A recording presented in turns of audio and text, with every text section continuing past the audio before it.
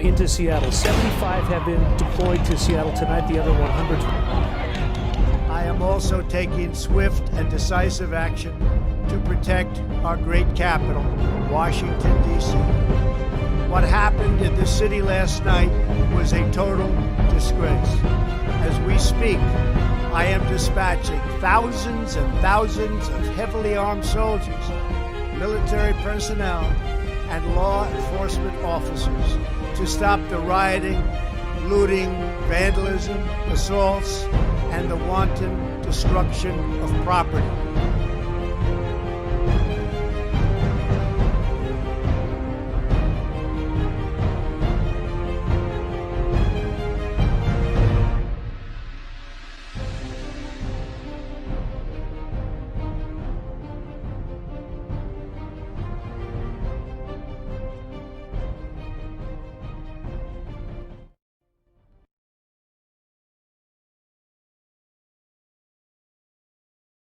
Hey there everyone, Alfred Johnson, coming to talk to my friends. Listen, the election's getting closer and closer. This stuff is for real. This stuff is for real. And I thank God for the opportunity to be able to talk with you again today. Listen, we're coming with some flat out sound reasoning as we reflect on policies, actual laws that the president is passing and has passed. We're not talking about opinions. We're not talking about some news report where they just lie. We're talking about actual laws that you can actually look up yourself to see if he actually did them. Forget about opinions. Forget about what you heard about the news. You go right to the laws. The laws are what's affecting your life, not the opinions of the news media. Okay? Laws and policy. Laws and policy. That's the stuff that matters, not your opinion about how Trump talks or looks, or any other opinion you have about him. That's all surface stuff, shallow stuff, and even immature stuff. Mature people understand policy and laws. Those are the things that regulate how business and how other relations are taking place in our country. The policies and the laws, okay? So we're going to be talking about that again today. I'm going to actually continue from what we were discussing yesterday about the trade deals. Now this stuff right here is remarkable, but then we're going to get into some other stuff as well. So you stay right there with me as we discuss this stuff. I'm giving you a whole litany of things that Trump is doing that directly affects our race. Because I'm sending this out mostly to the blacks and then to the brown, our Hispanic brothers, our Latino sisters and stuff. Hey, this is going out to you. Of course, we're not exempting our white family, but I wanted to talk to my black brothers and sisters out there. These patriots or potential patriots and our Latino brothers and sisters. This stuff is very real, and I just figured it's good to go ahead and break down all these things to you. Sometimes this stuff can be hard to understand, and then other times the media, remember, they use misinformation, they use disinformation, or irrelevant information in order to keep you from, they flood you with it. They flood you with it to confuse you so that you can't focus. You don't know who or what to believe. So then you just end up following the crowd. And I'm going to tell you the truth right now. If the crowd is going in one direction, it's probably the wrong direction. Thinking people are few. And the crowd is like a mob, and I know you feel more secure going with the mob. You know, everybody's doing it, but I'm going to tell you that's the most immature thing to do. You need to think. Thinkers are in the minority, but that's the safest place to be. Not with that crowd. They're going to cause disturbances that's going to risk you. It's going to threaten you and your children. So you got to wake up, okay? You got to keep doing. You got to keep thinking, okay? Hey, so today, by the way, my friends, you make certain that you like what you're hearing, share what you're hearing. Make sure your relatives hear this. This is the kind of stuff that they're wanting, okay? People are wanting, can I get a list of Trump accomplishments? Can I just get a list of straightforward things that he's done? And can I get it in a way that's understandable, what he's done? I'm asking that you just allow your relatives to hear this, okay? I love you and I respect you, and I respect the fact that you're good thinkers. That's the reason why I'm presenting it, okay? I've gathered the information to present it to you. What I'm giving you is not opinion. This is not some kind of news commentary. No, this right here these are policies and laws that Trump enacted. Trump enacted. These things are law. There's not opinion. It's not personality. These are law. Okay? That's huge. Those are huge differences. Because a lot of the time when they try to affect your opinion of Trump, they try to do it by a bunch of other stuff. And they're not going to policies or laws. And if they do, they lie about them. Okay, so here we go. How about this one right here? Again, talking about the trade policies and what it means to our race, what it means to us. Again, Trump secured $250 billion in new trade deals and investment deals in China and $12 billion in Vietnam, $250 billion in China. Now, before that occurred, China didn't want there to be some kind of a change in our trade relationship with them. They liked the old trade relationships. Yeah, I bet you did. Because you had a major advantage in the trade deals. China was making a bunch of money from us, and we were making proportionately less money from them. In other words, our businesses weren't given a fair playing field. No, everything was skewed in favor of China by the billions. I mean, China just raked in a bunch of money in this last 25 years from America. Trump decides, no, we're going to balance these trade deals out. Well, China didn't want to balance those trade deals out. So what they did, they actually launched an attack against our farmers. In other words, they decided that they're not purchasing goods from our farmers. And it hit our farmers quite hard. And they thought that the farmers were going to end up putting pressure on our government, and especially Trump, to change his policies. Well, what Trump did, during the time that they were negotiating, Trump ended up taxing Chinese goods that were coming to the United States. We call those taxes tariffs. So until they were willing to sit down at the table and let's talk about this trade deal, we're going to have to go ahead and get this thing fixed. Until they wanted to sit down and make certain that it gets done, Trump was charging them tariffs to have their goods sent to the United States to be sold. Tariffs are taxes. Trump pulled in taxes by the tens of billions coming from China. And what he did is he took some of that money and gave it to the farmers who were suffering great losses because the Chinese were not buying the goods. So remember, the Chinese tried to pinch our farmers in order to get the farmers to pressure the president about trying to renegotiate the trade deals. Well, here's what Trump did. Trump ended up taking $12 billion in aid from those tariffs and giving them to the farmers. Matter of fact, he's given way more than that now to the farmers. Now, you might say, yeah, but how does that impact us? Those large farms and everything else, those are owned by white folks mostly, and maybe a couple black folks, and they were mostly white folks. But and so how is that benefiting me, folks? What you have to understand is this: as it determines business, a company is not going to just take losses and just suffer those losses and just swallow those losses themselves. What they usually do is they pass on the loss to the consumer. So like right now, Walmart undergoes, and a lot of these stores, they undergo a lot of theft every year. I mean, people steal from them, and they steal from a lot of these companies. They steal, even smaller drugstores, they will steal from the shelves and stuff like that. Thieves. Well, you might say, well, how do those companies are losing a lot of money when that happens? No, it's not that they're losing a lot of money. What ends up happening is they end up raising the price of their goods in order to compensate for the loss that the theft is causing. Okay, so they charge the consumer more to compensate for what people are stealing. So when people steal, it's you and I who are paying for it, not the store. No, they will increase the price of the goods to compensate for the stolen items. That's the way it works, people. They pass their loss down to us. All right, that's the way it works. Now, when China when they decided that they were not going to be purchasing American farm goods in order to get the farmers to put pressure on our government, what Trump did, instead of having those farmers suffer, having many of them perhaps even go out of business, because China is a big market as well, and they plan on selling to China. It's a big market over there.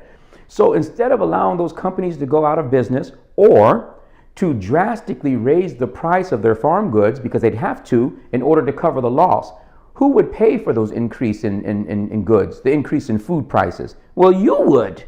That loss gets passed down to you. They can't swallow all that. So Trump, to keep that from happening, to keep those businesses stable, he took money from the Chinese taxes that he was charging them until they sat down at the table and talked, and gave it to the farmers. What that did, it stabilized them and it allowed them to keep their prices moderate so that they can sell us at a moderate price. They can sell us at a good price.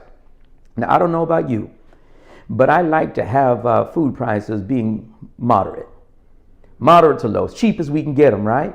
Well, that's what Trump did when he made certain that our farmers were taken care of. They passed that savings or their stability down to you. If Trump did not do that, food prices, corn prices, beef prices, all of them just skyrocket because they have to compensate for the loss in trade with a large trading partner like China. Trump made certain that that didn't occur. Having given the money to the farmers, it stabilized their businesses, it stabilized their profit margins, everything stayed relatively stable, and they were able to pass on stable prices to you, the consumer. And by the way, we need it. And see, look, when prices go up, it affects us. It affects blacks in a way that's quite significant. I mean, when gasoline or anything gets up to $3.50, $3.75 a gallon, who does that affect the most? Poor folks, lower income folks, the lower middle class, because we don't have that extra income. So it really pinches us. When the food prices go up, who does it affect the most? Well, blacks. Because look, in the brown, because we don't have the same amount of expendable income as the Oriental Americans, who are doing quite well, and the white Americans. We don't have the same kind of expendable income on average as they do. So if there's an increase in the price of food or an increase in the price of gas, we can feel it. We feel it in a way that perhaps those who have more money don't. When Trump did what he did, it helped all of us to be able to save money. And I think you want more money in your family. I mean, what do you think about that? This is the kind of stuff that a businessman is able to do. Okay? If you're a person that just graduated from law school and you've been a community organizer for so many years, but you never really were a businessman, you're not going to be able to negotiate those kind of deals that Trump just did. Trump knows how to do this stuff, everybody. Trump knows how to do this stuff, and he's having success in every one of the trade deals that he's making. It doesn't matter whether you're talking about China, whether you're talking about Singapore, whether you're talking about South Korea, whether you're talking about Japan, whether you're talking about Europe, whether you're talking, it doesn't even matter whether you're talking about Mexico, whether you're talking about Canada, it doesn't even matter. We are winning in trade deals globally. And all we're doing is balancing. We're not trying to hurt those folks. We're just balancing the trade deals. We made some very foolish deals that gave them a huge advantage and took the advantage from our people, which again affects us in terms of the price of goods as well as in our jobs. Folks, that's big stuff. I'm asking you to consider. Now listen, this stuff is to be credited to what Trump has done. Those trade deals are to the credit of this president. He had to remake those deals that were made during the time of Obama and Bush and Clinton and Bush. You understand? These are the things that were taking place with China. It's been happening for the last 25 years. The president corrected it. Folks, and I'm telling you, it put us on a trajectory that was very nice. Okay, good stuff, everyone. Good. How about we go ahead and change the topic just for a moment? How about this one? President Trump has over a dozen U.S. hostages were freed. These also included ones that were in captivity during the time of Obama. Now, you got to understand, Trump means business, and these other countries know. They know when the president means business. And yes, Trump will put a trade hurt on you, or he'll put some other hurt on you if you're not handling American citizens correctly. That's a beautiful thing right there, everybody. Hostages negotiated home. I know one in particular was a pastor that was held captive in Turkey. And he was able to negotiate that, get that pastor back here to the United States of America. But there were other hostages that were also released because of the forthrightness, the firmness of this president. Folks, this is big stuff right here. This is what happens when you're willing to use American might as leverage against these folks that think that they can mistreat American citizens. This is the president, everybody. This is our president. This is what he's doing. And so the value of American life globally goes up. They know that you can't just do what you want to do with American citizens, because you're going to have to face a Donald J. Trump. And he doesn't play those kind of games. And so on come hostages back to our country. It's beautiful stuff, everybody.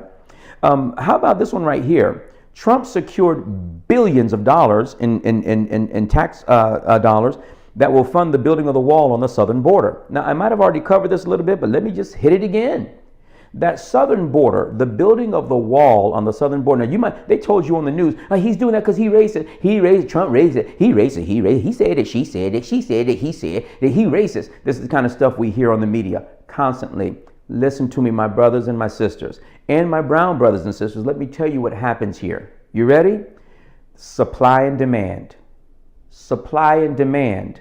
Look, if you went, let's imagine you you opened a business, and it was a business that you were the first ones to sell Nike shoes, right? I'm just going to throw it out there. You were the first ones to sell them, okay? And you only had 12 pair of them, and all of a sudden they became very popular. If you were the only one that had Nikes when they were very popular, but you only had 12 pair of them, boy, they were nice ones, but you only had 12, you could jack up the price of those Nikes because a lot of people want them. Way more than 12 people wanted them. Well, if there's a lot of demand, that is a lot of people want those shoes, then you can jack up the price because let them compete. And the one that's willing to pay the most, hey, you can sell it. You can sell it for that price. However, if a bunch of other folks jumped into the market, next thing you know, you have millions of those shoes. Now everybody's selling them. Well, then, since you got a bunch of those shoes now, depending on how many people want them, that price is probably going to have to drop because you don't have the demand anymore, and your prices drop because there's way more shoes. The same thing goes for the labor market. It's all the same, people. If a bunch of our Mexicans, don't get me wrong, these are fellow humans down there, but remember, in order for America to help them, America has to be healthy and strong. Listen, if a person can't swim, there's no need calling on that person if you're drowning. If they can't swim, unless they have a boat or something, unless they have some ring to throw to you, why have a person that's going to drown themselves come up and help you to drown? You're just going to die together. America has to be strong. We have to be a good, strong lifeguard, a good swimmer. Now we can help those who are suffering. Our fellow humans in Mexico, the best way to help them is for there to be a strong America. We can't be a strong America if illegal immigration is coming from South America and Mexico and flooding into the United States. What that does is it brings in a lot of workers. And many of these workers are willing to work very cheap because the American dollar is strong compared to their country. And they're able to send a lot of that money home. But what does that do to blacks? And what does it do to browns who got here legally? Well, what's going to end up happening, because remember, the jobs are just the same as those Nikes. If there's a bunch of people willing to work for cheap money, then it lowers the value of the American worker. You understand? So the black value will drop, especially the blacks that are working at entry-level jobs or jobs that, where hey, they're just trying to get some money. Listen, I'm telling you right now, when there's cheap labor coming across our border, free, just coming straight through our border, the value of the black worker and the brown legal resident or brown citizen, their work value drops because now there's a glut of people that are willing to come and work for cheap. It means that your price can't go up because they won't hire you. They will hire one of those illegals that come, and they'll pay them little money. Now you're out of a job. But when the wall goes up, those immigrants cannot cross over the way they want. Listen, I'm telling you, illegal immigration has been cut big time since Trump.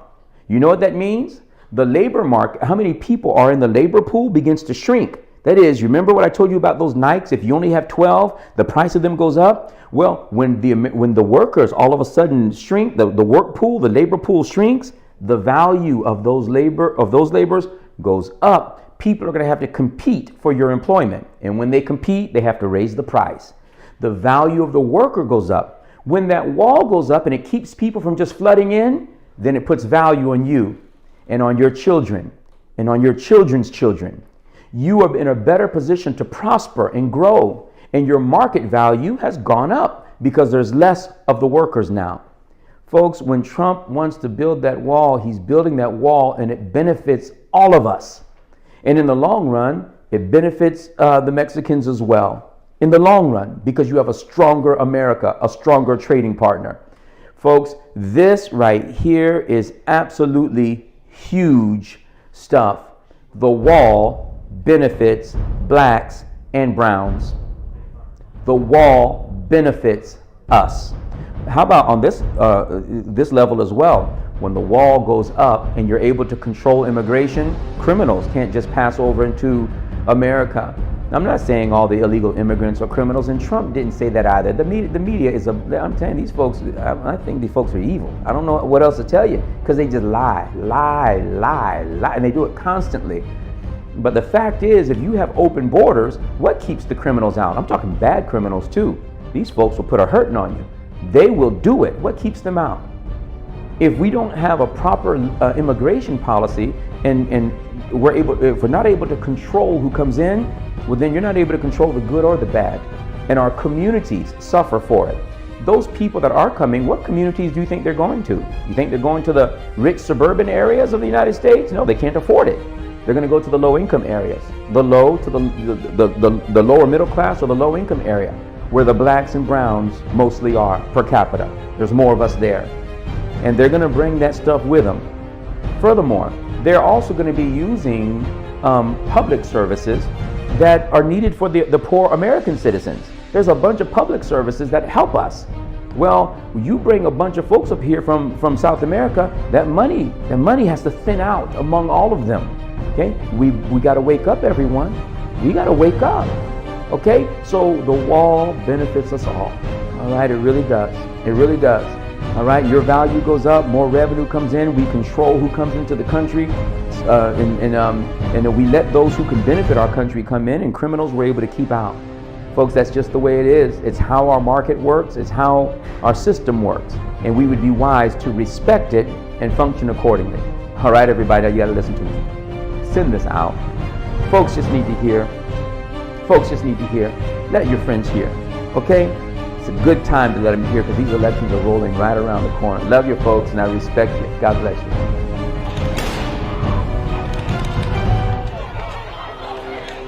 I am also taking swift and decisive action to protect our great capital, Washington, D.C. What happened in this city last night was a total disgrace. As we speak, I am dispatching thousands and thousands of heavily armed soldiers, military personnel, and law enforcement officers to stop the rioting, looting, vandalism, assaults, and the wanton destruction of property.